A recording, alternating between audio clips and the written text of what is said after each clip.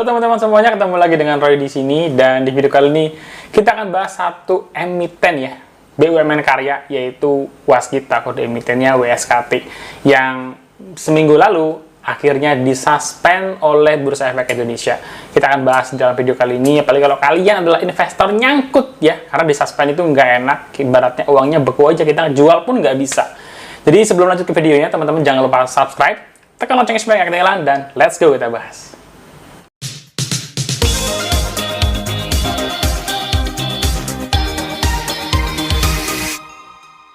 Oke, langsung aja kita pindah ke layar monitor. Di sini ada satu judul yang saya buat ya, judulnya dibikin agak-agak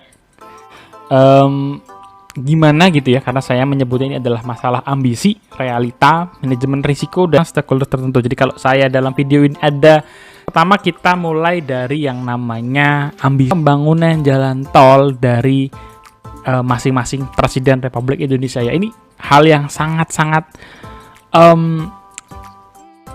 jomplang banget ya teman-teman. Kalau kita bisa lihat di zaman Pak Presiden Soeharto itu pembangunannya sebanyak 564 km. Kemudian zaman Pak Presiden B.J. Habibie, Gus Dur, dan Bu Megawati memang nggak terlalu banyak ya, karena temponya juga di sini singkat. Mulai lagi di zaman Pak SBY ada pembangunan jalan tol 352 km.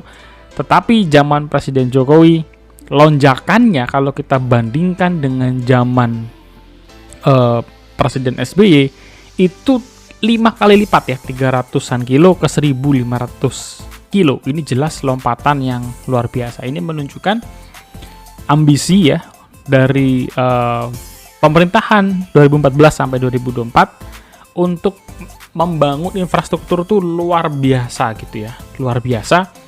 Karena ini bukan 1-2 kali lipat, tapi sampai 5 kali lipat ya perbedaannya dibandingkan dengan 10 tahun periode yang sama di era pemerintahan yang sebelumnya.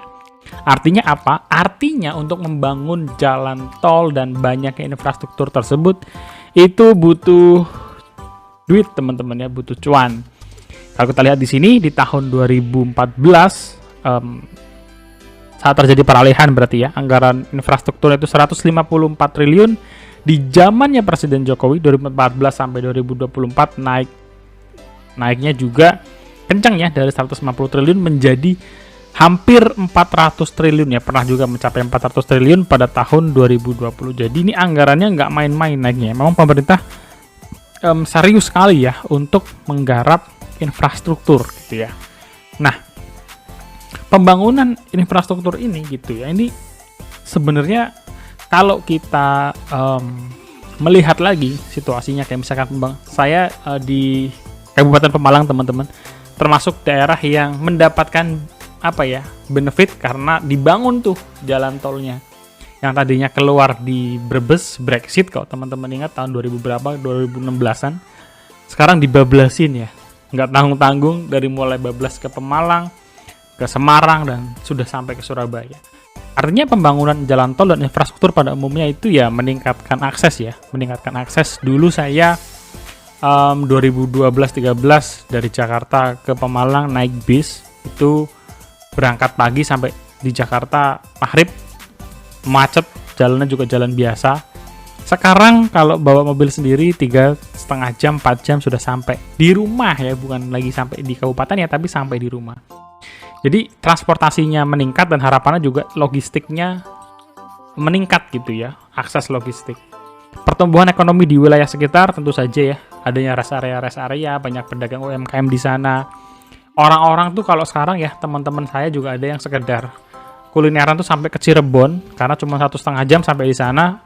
Sama aja kayak kita dari Bekasi ke Jakarta ngantor kalau weekdays 1,5 jam juga. Sekarang kalau hari weekend kita ke Cirebon 1,5 jam. Jadi nggak keberatan gitu ya untuk menempuh jalan ke sana.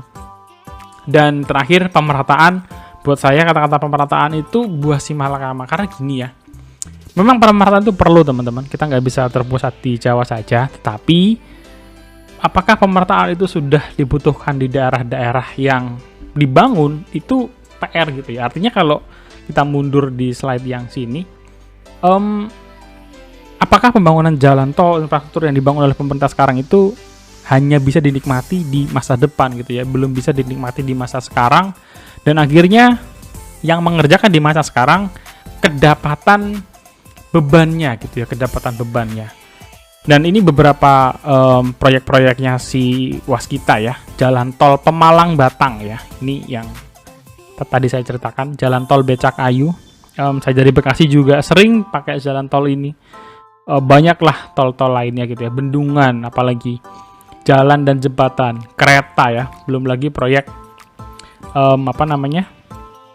LRT Palembang yang sempat viral karena dijadikan studi case sama Gubernur Jawa Barat mengenai apakah LRT yang di Palembang itu balik modal atau enggak, mengingat jumlah penduduknya yang tidak semobile di Jakarta, katakanlah kota yang banyak sekali dari daerah topangan database-nya banyak yang menggunakan akses transportasi ke Jakarta.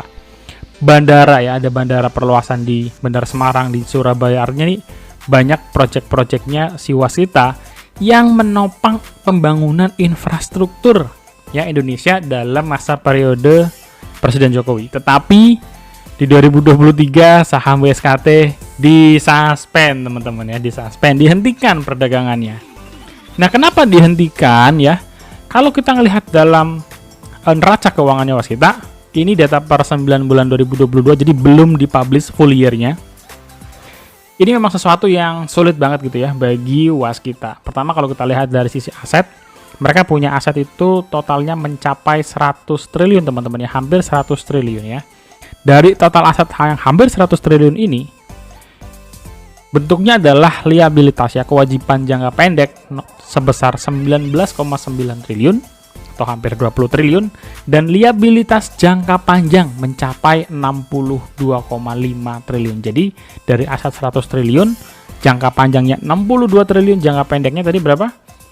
19 triliun atau 20 triliun. Jadi total utangnya Waskita adalah 82,5 triliun dari total aset mereka 100 triliun. Bayangkan teman-teman, 82% dari total aset adalah kewajiban, adalah utang gitu ya. Dan ketika utang jangka pendeknya ditagih, mereka nggak bisa bayar ya. Mereka nggak bisa bayar karena duitnya juga mepet, mungkin juga sedang ada proyek-proyek yang berjalan. Intinya mereka nggak bisa, dan mulailah ke tahapan-tahapan lain gitu ya, PKPU dan lain-lain.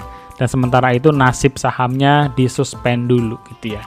Nah, sebagai sebuah BUMN sebenarnya ya, beberapa tahun belakangan itu kita disuguhkan ya pemandangan BUMN yang terlilit utang. Ada Garuda Indonesia, ada Kras kemarin ya, Krakatau Steel juga kena utang dan sudah bisa positif kinerjanya yang Kras.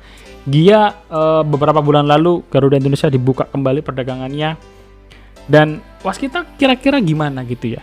Dan sebelum ke situ kita mau lihat dulu ya bahwa dari 82 triliun tadi ya, itu 29,3-nya adalah utang Waskita di BUMN ya, ada di BBNI, ada di BMRI, BBRI, BRIS, dan BBTN. Jadi